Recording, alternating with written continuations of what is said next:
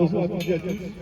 Je suis Paul Vannier, je suis le député d'Argenteuil, député de la France Insoumise. C'était évidemment très important pour moi d'être là aujourd'hui pour rendre hommage aux victimes algériennes de la répression du 17 octobre 1961. Que se passe-t-il ce jour-là?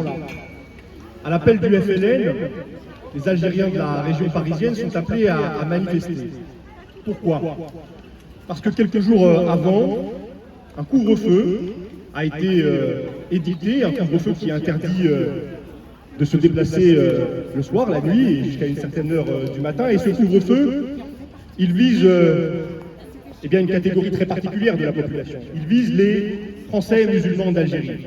C'est un couvre-feu raciste qui stigmatise dans le contexte de la guerre d'Algérie les Algériens qui sont présents sur le sol français. Le FLN appelle à manifester pacifiquement contre ce couvre-feu. Pacifiquement, j'insiste. Et des quatre coins de l'Île-de-France, des cortèges se dirigent peu à peu vers Paris. Ces manifestations vont rencontrer un appareil de répression qui s'est préparé dans les jours qui précèdent. Et un appareil de répression massif. La police est mobilisée, mais on a aussi prévu de réquisitionner des stades pour enfermer les manifestants. On a réquisitionné des bus de la RATP pour les transporter. Et dans les jours qui précèdent cette manifestation, on a chauffé à blanc l'esprit des policiers. Maurice Papon, qui est à l'époque le préfet de police de Paris, a dit quelques jours avant, pour un coup reçu, nous en rendrons 10.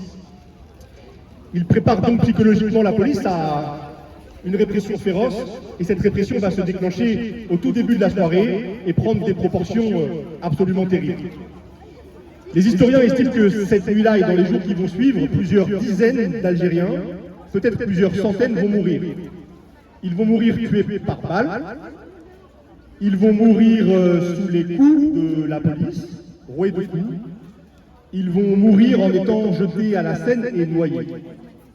Parfois les mains liées, parfois groggy, épuisés par les coups qu'ils ont reçus. Et dans cette nuit du 17 octobre, cette répression est encouragée par la propagation de fausses nouvelles sur les ondes de la police. On dit que les Algériens tirent contre la police, c'est faux.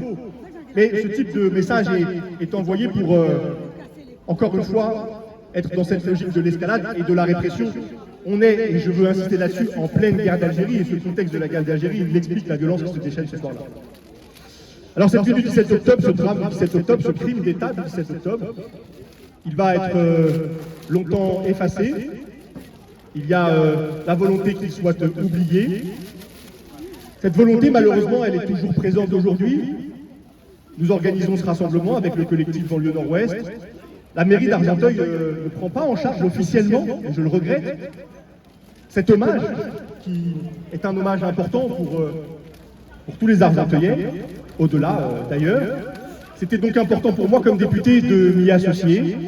Je vous invite à nous rejoindre dans quelques minutes sur les bords de Seine pour aller jeter des fleurs, déposer une gerbe, faire une minute de silence en hommage à ces victimes, pour nous souvenir, et en se souvenant, se dire ensemble une chose: le pire, le plus tragique, malheureusement, peut recommencer.